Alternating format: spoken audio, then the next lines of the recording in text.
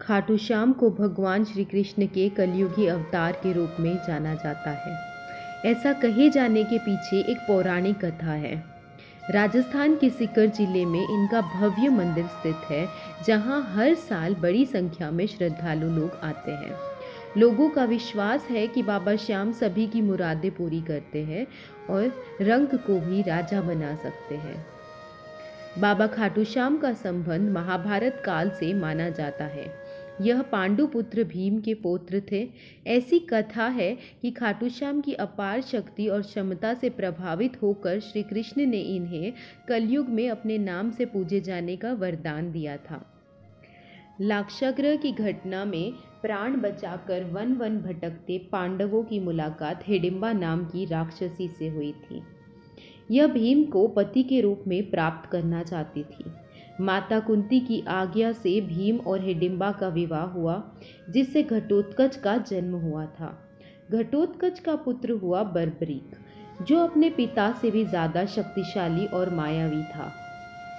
बर्बरीक देवी का उपासक था। देवी के वरदान से उसे 3 दिव्य बाण प्राप्त हुए, जो अपने लक्ष्य को भेद कर वापस लौट आते। इनकी वजह से बर्बरीक अजय हो गया था। महाभारत के युद्ध के दौरान बर्बरीक युद्ध देखने के इरादे से कुरुक्षेत्र में आया। श्री कृष्ण जानते थे कि अगर बर्बरीक युद्ध में शामिल हुआ तो परिणाम पांडवों के विरुद्ध होगा।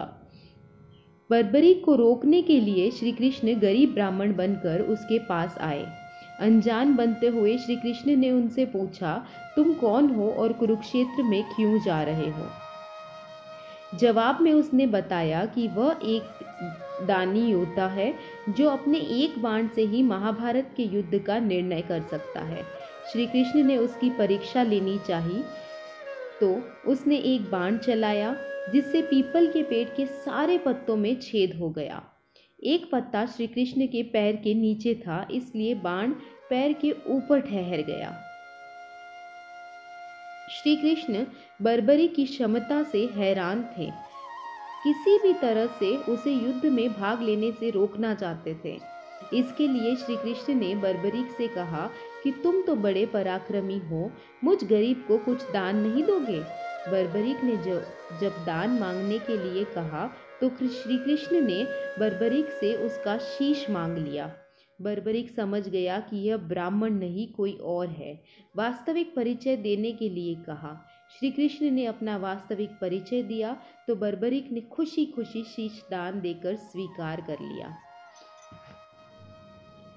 रात भर भजन पूजन कर फाल्गुन शुक्ल द्वादशी को स्नान पूजा करके बर्बरीक ने अपने हाथ से अपना शीश श्री कृष्ण को दान कर दिया। शीश दान से पहले बर्बरीक ने श्री कृष्ण से युद्ध देखने की इच्छा जताई थी। श्री कृष्ण ने बर्बरीक के कटे शीश को युद्ध अवलोकन के लिए एक ऊंचे स्थान पर स्थापित कर दिया।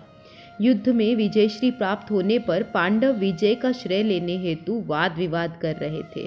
तब श्री कृष्ण ने कहा कि इसका निर्णय बर्बरीक का शीश कर सकता है। बर्बरीक के शीश ने बताया कि युद्ध में श्री कृष्ण का सुदर्शन चक्र चल रहा था, जिससे कटे हुए वृक्ष की तरह योद्धा रणभूमि में गिर रहे थे। द्रौपदी महाकाली के रूप में रक्तपान कर रही थी। श्री कृष्ण ने प्रसन्न होकर बर्बरीक से उस कटे सिर को वरदान दिया कि कलयुग में तुम मेरे श्याम नाम से पूजित होंगे। तुम्हारे स्मरण मात्र से ही भक्तों का कल्याण होगा और धर्म, अर्थ, काम, मोक्ष की प्राप्ति होगी। खाटू श्याम धाम में स्थित श्याम कुंड में प्रकट हुए थे। श्री कृष्ण विराट शालिग्राम रूप में खाटू श्याम जी के मंदिर में स्थित होकर भक्तों की मनोकामनाएं पूर्ण कर रहे हैं। प्रत्येक वर्ष होली के दौरान खाटू श्याम जी का मेला लगता है। इस मेले में देश विदेश से भक्तजन बाबा खाटू श्याम जी के दर्शन के लिए आते हैं। इस मंदिर में भक्तों की गहरी आस्था है।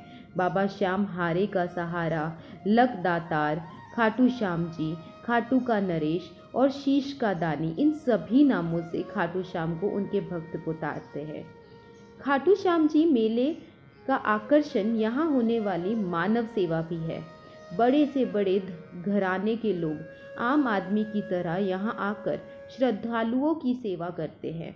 कहा जाता है कि ऐसा करने से पुण्य की प्राप्ति होती है। ज़्यादातर अग्रवाल समाज के लोग इस मंदिर में बहुत सेवा करते हैं। भक्तों की इस मंदिर में इतनी आस्था है कि वह अपने सुखों का श्रेय उन्हीं को देते हैं। भक्त बताते हैं कि बाबा खाटू श्याम सभी की मुरादें पूरी करते हैं। खाटू धाम में आस लगाने वालों की झोली बाबा खाली नहीं रखते। दोस्तों, अगर आपको खाटू श्याम जी की ये पौराणिक कथा अच्छे से समझ आई हो तो प्लीज़ वीडियो को ज़्यादा से ज़्यादा शेयर कीजिए। जय श्याम बाबा की।